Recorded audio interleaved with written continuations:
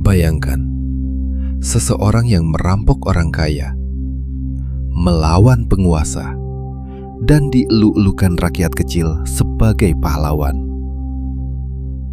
Namun, segelintir orang menganggapnya hanya kriminal yang diberi narasi agar terlihat benar. Nyatanya, kisah si Pitung tidak sesederhana yang kita dengar sejak kecil.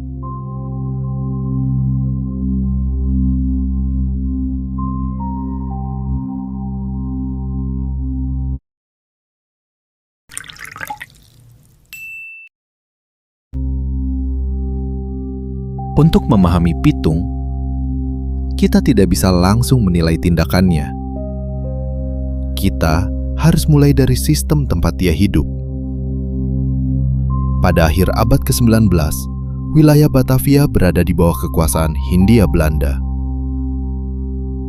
Struktur sosial saat itu tidak seimbang. Lapisan atas diisi oleh pejabat kolonial dan elit tertentu. Lapisan bawah adalah rakyat yang hidup dalam tekanan ekonomi, pajak, dan keterbatasan akses.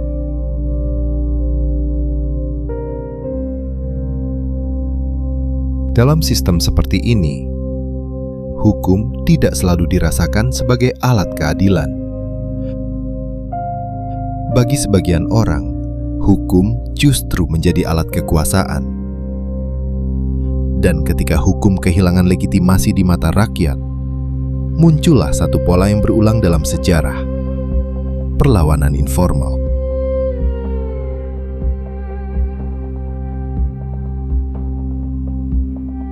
Di satu sisi, catatan resmi kolonial menggambarkan Pitung sebagai kriminal, perampok, buronan, dan ancaman keamanan. Ini masuk akal. Dari perspektif penguasa, siapapun yang mengganggu stabilitas adalah masalah. Namun di sisi lain, cerita rakyat berkata berbeda.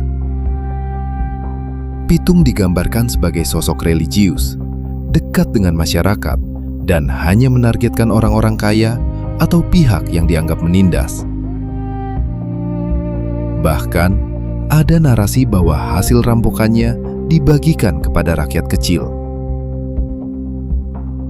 Dua versi ini bertolak belakang, dan keduanya memiliki kepentingan masing-masing. Versi kolonial cenderung menjaga legitimasi kekuasaan. Versi rakyat cenderung membangun harapan. Pertanyaannya bukan mana yang benar. Pertanyaannya adalah, siapa yang diuntungkan dari masing-masing cerita?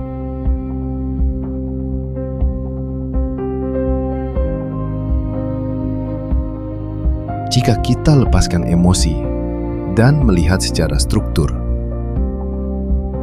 fenomena seperti Pitung sebenarnya bukan hal unik. Dalam kajian sejarah, ada konsep yang disebut social banditry. Ini adalah kondisi di mana seorang pelaku kriminal dianggap sebagai pahlawan oleh masyarakat bawah karena tindakannya dianggap melawan ketidakadilan. Dengan kata lain, status pahlawan atau penjahat tidak mutlak. Dia bergantung pada perspektif. Jika tindakan Pitung merugikan penguasa, dia disebut kriminal. Jika tindakannya dianggap membantu rakyat, dia disebut pahlawan. Logika ini sederhana, dan justru karena kesederhanaannya, sering diabaikan.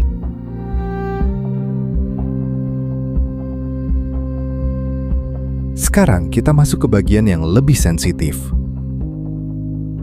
Seberapa banyak dari cerita Pitung yang benar-benar fakta?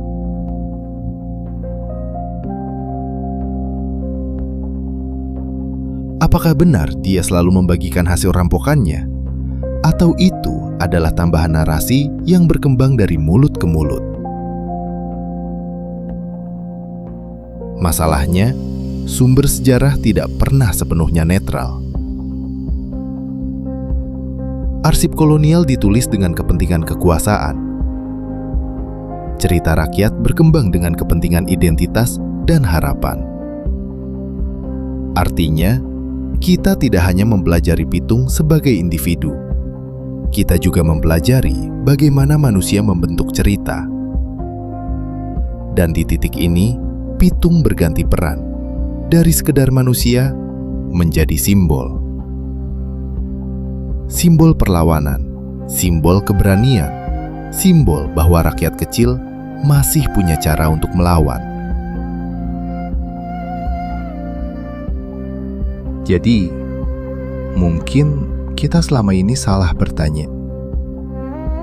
Bukan apakah Pitung pahlawan atau penjahat, tapi kenapa kita butuh Pitung menjadi pahlawan? Karena dalam sistem yang tidak adil, harapan seringkali lebih penting daripada fakta. Jadi, apakah si Pitung pahlawan atau kriminal? Jawabannya sederhana. Tergantung dari sisi mana Anda berdiri. Karena dalam sejarah, kebenaran jarang berdiri sendiri. Ia selalu ditemani oleh sudut pandang yang berbeda. Tapi satu hal pasti, ceritanya bertahan karena dibutuhkan. Dan pada akhirnya, kebenaran dalam sejarah bukan hanya soal apa yang terjadi, tapi juga siapa yang menceritakannya.